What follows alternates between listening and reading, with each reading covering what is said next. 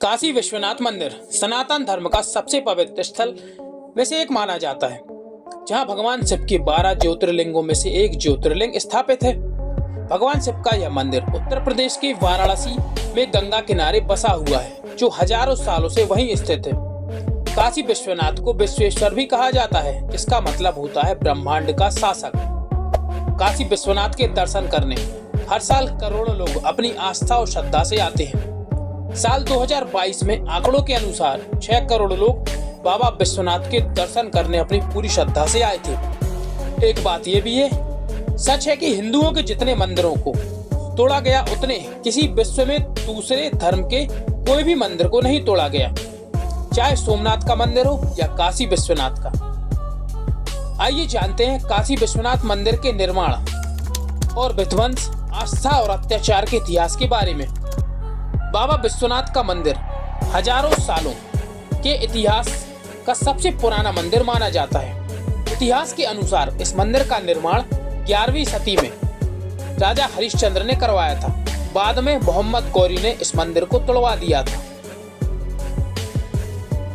बाद में फिर इसका निर्माण किया गया, पर 1447 में फिर से जौनपुर के सुल्तान महमूद शाह ने इस मंदिर को तोड़वा दिया था।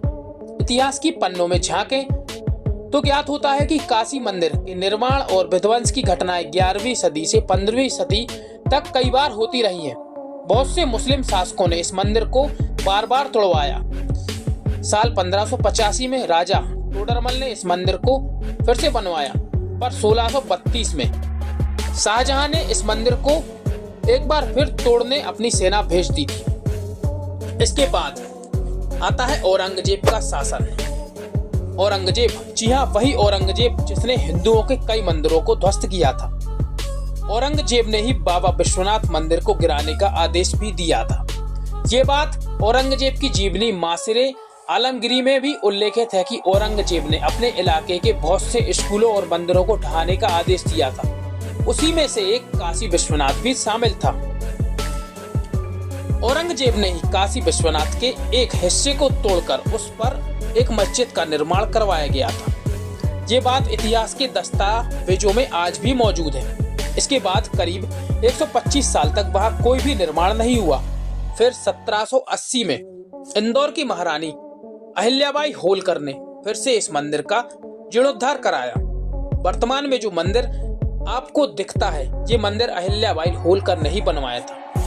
उसके बाजू में एक हिस्से को तोड़कर औरंगजेब ने उसी मंदिर पर उस मस्जिद का निर्माण करवाया था, जिसे आज ज्ञानवापी मस्जिद कहा जाता है। जिसके बाद साल 1853 में पंजाब के महाराजा रणजीत सिंह ने 1000 किलोग्राम का सोना बाबा विश्वनाथ मंदिर को दान दिया था और स्वर्ण छत्र बनवाया था।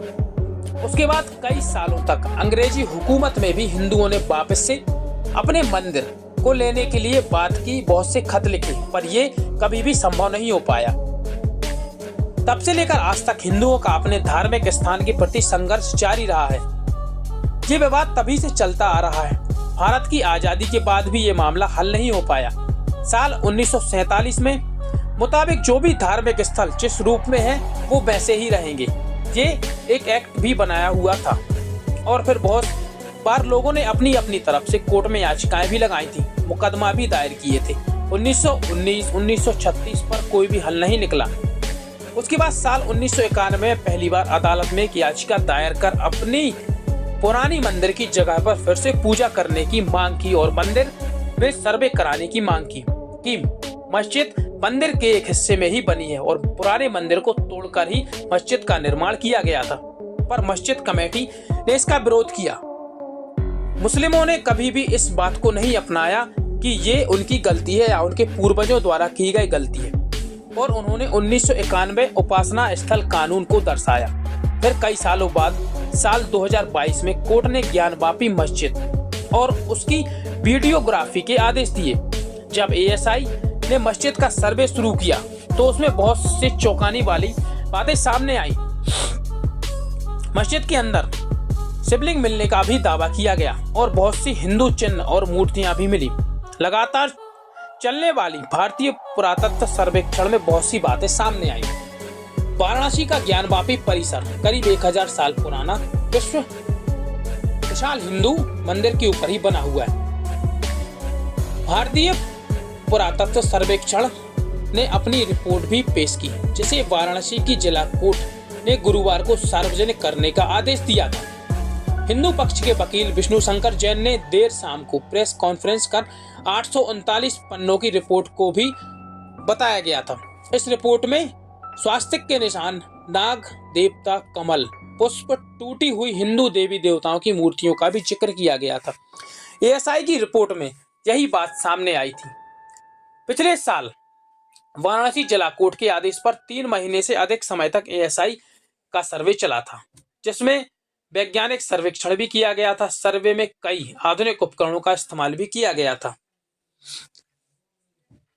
हिंदू पक्ष लंबे समय से अपने धार्मिक स्थलों के लिए लड़ाई लड़ता आ रहा है, पर मुस्लिम पक्ष ने कभी भी अपने पूर्वजों द्वारा की गई गलतियों की कभी भी माफी नहीं मांगी। उल्टा भारत में बने कानूनों का हवाला देकर अपने पल्ले को झाड़ लिया। अब आगे देखना यह है कि कोर्ट हिंदू पक्ष और मुस्लिम पक्ष की दलीलों को सुनकर क्या फैसला देता है, फैसला किसके हक में आता है। क्योंकि 1991 में उपासना स्थल कानून आया था, उसमें साफ साफ दर्शाया गया है कि अब भारत देश में किसी भी धार्मिक स्थल में कोई भी बदलाव नहीं होगा, अयोध्या को छोड़कर। अयोध्या उस कानून में एक अपवाद था, पर हिंदू पक्ष ने कहा था कि मथुरा और काशी भी उसमें अपवाद माना जाए। अब आगे देखना यह है कि ये मंदिर कोर्ट क्या मानती है कि मस्जिद, ज्ञानवापी मस्जिद एक हिंदू मंदिर को तोड़कर ही बनाया गया है। क्या हिंदू मंदिर फिर से हिंदुओं को वापस मिलेगा,